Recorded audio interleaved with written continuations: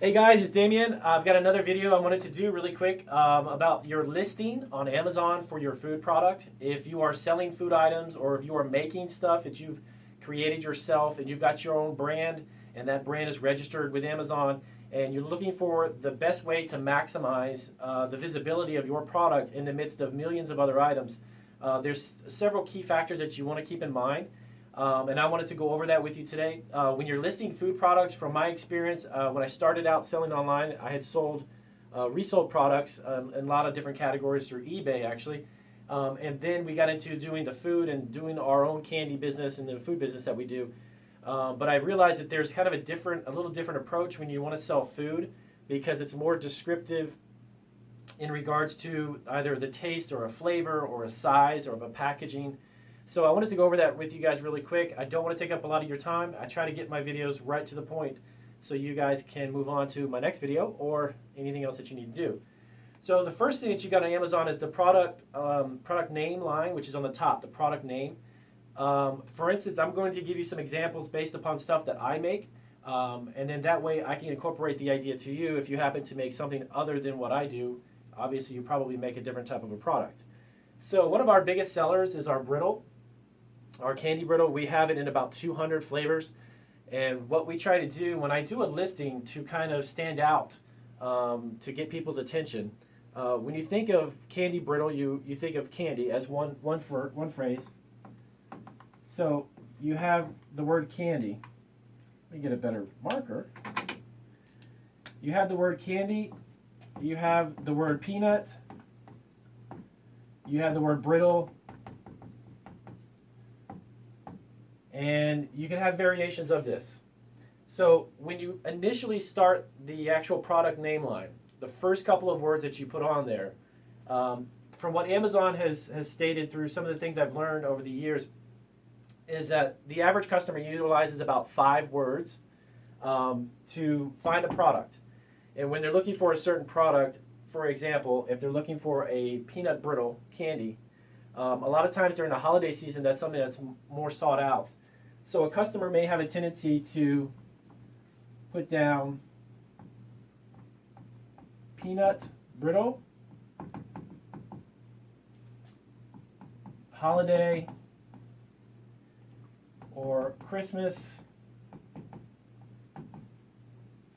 But out of all of the words that they use within the first 5, you want to have a tendency to think like your customer, and they're going to be looking specifically for peanut brittle, for instance. So the two out of the 5 words that will come up, the 2 main words are going to have a tendency to be the first couple. As far as, again, this is my experience with the type of food that we do, and this can vary from any type of category within Amazon or eBay or Etsy even. That this will pick up most of our products, because what I've done, we offer almond brittle, we offer walnut, and every single type of nut, we offer that in a candy brittle. So a customer looking for a peanut brittle is going to pull up most of our listings right at the top of the list. Now, the reason being is that this is specific to that type of candy, but within every listing that I've created with the variations of different nuts that we put into the candies, I also put in peanut brittle because more customers and more consumers know about peanut brittle than they do about walnut or almond or mixed nut or any of the variations that we make. So this will trigger a lot of our candies to come up instantly on the list of Amazon. Now, to keep in mind that when Amazon searches for products and they pull it up on the page, what they'll do, there's a lot of factors that come into play with that. Your sales history, the relevance of the item that the customer is looking for, your keywords, of course, and a few other factors, and that's a totally separate video that I'll get into later about what their metrics and how they use them, their algorithms and how they pull up products based upon searches. So what I would do is I would type in right off the bat peanut brittle in the title on the top, and this is found in the keywords, which is another section of your listing on Amazon. You have 5 lines of keywords that you can type in. So this is actually found in every single one of my candy brittles that is similar to or associated with like peanut brittle. Now you can do this if you're in the business of making a variety of, let's say, spice rubs or barbecue rubs. You can have 5 or 6 or 7 or 8 or even more than that different variations of the rubs. But for a search term, someone could be looking for a rub, marinades, spice blends, and so on. So those are the keywords that you would want to put into the keyword section that gives you up to 5 lines of keywords. Now, the other thing that's really super important is your description. Your product description within Amazon, it has 4 lines. And within those 4 lines of text, you need to put a description of that product. But again, when it comes to food, you want to be really descriptive about flavor. You want to appeal to the customer's taste, not necessarily a description about what it can do in regards to like an electronic item. If you have a USB drive that has 32 gigs and can download a large amount of memory of information, that's the type of thing you would put on to try to promote that USB. Now, if you're promoting candy or you're trying to explain how this product, which a customer may have never had, how does it taste? Is it something that's buttery? Is it crispy? Is it salty? Is it sweet? So within those 4 lines that you've got available within the product description area, that's exactly the area that you want to get as descriptive and explaining how this would taste to a customer, get it as much as you can. A lot of times, if people are familiar with a salsa, they would be familiar with the taste that it would have, and obviously they would use it with chips. They could take it to a party. When it comes to food, the way I do it is that I explain how it's crispier, how it's crunchier than the competitors. It's a unique flavor combination.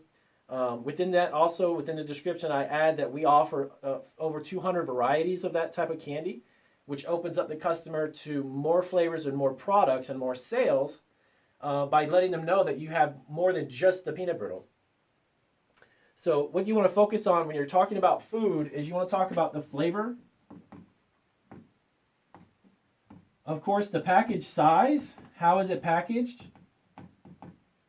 Is it sold in a jar? Is it 12 ounces, 13 ounces? And of course, all of that information would be in your product description. A lot of times, I've noticed that there's listings on Amazon where people will end up adding that information to the title line, and it gets to be too long. Try to keep that initial product name line on the top as to the point as possible. You want to kind of not go about doing what I have a tendency to do is add the size of the package on there. But what Amazon prefers, like for instance, we have a 1 pound bag of a candy. Instead of writing 1 pound, they prefer that you actually spell it out and you actually use, when it comes to numerals or numbers, you want to use an actual spelling of it. So for instance, instead of 1 pound, you would put down 1. O-N-E, and then the pound. If it's 12 ounces, same thing. 12, and then ounces. Now, when you get into the product description below, you can go ahead and then begin to use numerals and use numbers and such. But Amazon's listing guidelines, they prefer that you actually spell it out as opposed to writing the numeral. So a few other tips. When you've got all the space that you have available within your product description lines, when you go down below it, there's a section there that's a larger box, which actually is an area where you can go into much more detail about what you're offering, as well as put in a plug for another product. I prefer to do this myself, that section, which is again a kind of a product description as well, but it's not broken up into individual line sets. It's actually in a larger box. And again, this is all within the first initial page of your product listing. So you'll familiarize yourself with all of this as you add products. I go into a more descriptive kind of analysis, if you will, of the product. And then below that, I would want to put on there, if you enjoy peanut brittle, and again, as an example of what I sell, you may want to check out our walnut brittle. So you want to kind of add a little plug of other products.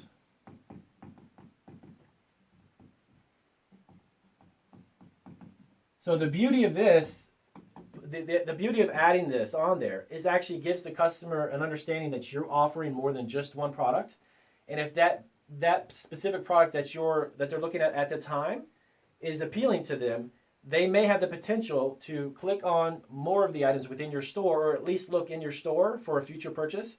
And they could add 5 or 6 more bags of product. If it happens to be a spice rub, they may actually take advantage of all 6 of them that you offer.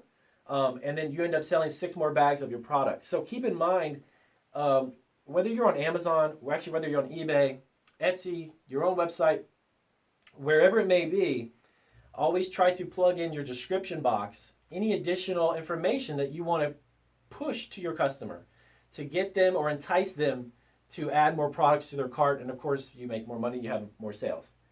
So you have to always think like your customer when it comes to the keywords. If you're selling candy, if you're selling baked goods, if you're selling cookies, if you're selling salsas, if you're selling a gluten-free product, if you're selling something that's sugar-free, etc., you want to make sure that you start off with that specific term off the top of your head, right off the bat. On average, like I said, Amazon states that they have about a 5-word average for customers who do searches. So if there is a product that can bring up 5 words in a description, in a descriptive manner, they're going to have a tendency to use the 5 words. Now, that doesn't necessarily mean that you can't get your item triggered in the list by the first couple of words. Some customers may use 3 words, some use 4, etc. But on average, it's going to be 5, and that information is actually based on what Amazon has on their website for us sellers as a reference point, so we know how many words to use in describing a product. So I hope that helps you out with a little bit of the understanding of how it works on Amazon when it comes to describing your products with their listing feature. It kind of pretty much applies for eBay and Etsy as well. The way that they're configured is a little slightly different, but all in all, when it comes to the description and the photos and putting up a product, it's relatively the same. And again, if you want to check out some of my other videos, I've got a fantastic list of product videos that'll show you a lot of different ways to start your home-based business if you wanted to start one with food. I've got a handful of videos that I'll be doing over the next few days. I have been extremely busy. Unfortunately, I haven't had the time to put up as many videos as I would like. But I do have a list of videos, so check out the ones that I've already done. I've also created a brand new, it's a separate site. It's called Food Online2. And it's going to be a paid site, and it's going to be $12.99 a month. It's actually subscription based, and it's going to have an endless supply of resources. But these videos that I'll have on there are going to be much more intense and much more descriptive, anywhere from 45 minutes to an hour long.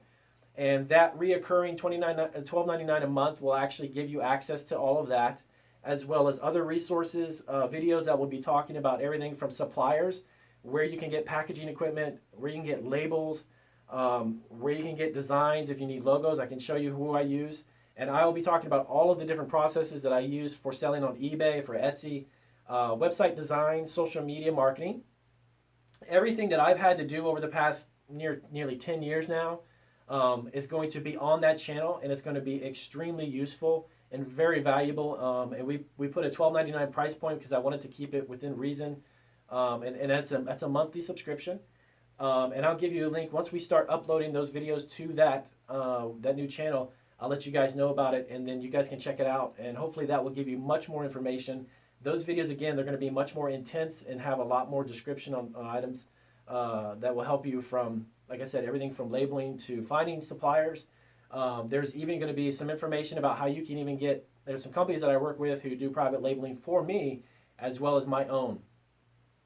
The other thing I wanted to let you guys know about is over the next few days, I'm going to be doing several new states. The Cottage Kitchen Law videos, which will show you more about the specifics on state-by-state regulations about starting, opening, and growing a business at your home, doing baked goods and doing sales at local venues like farmers markets and grocery stores in your area and such.